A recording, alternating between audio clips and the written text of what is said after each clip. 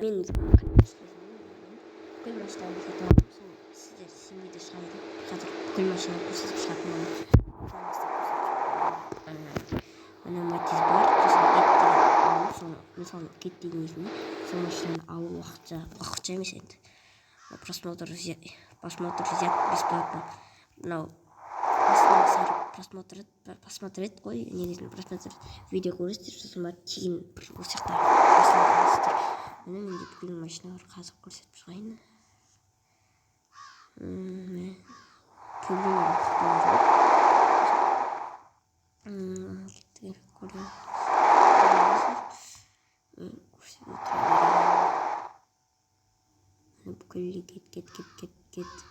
Кет.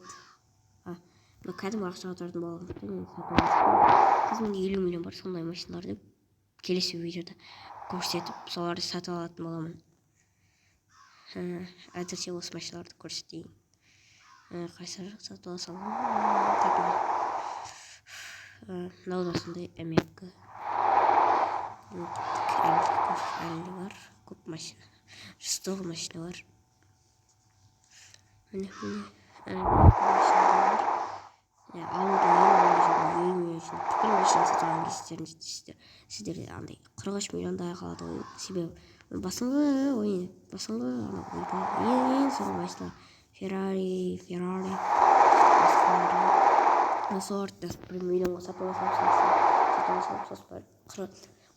сосын 50 миллион жиналып, сөйтіп 43 миллионға сосын ескі машиналар сатып алған кезінде. Ондай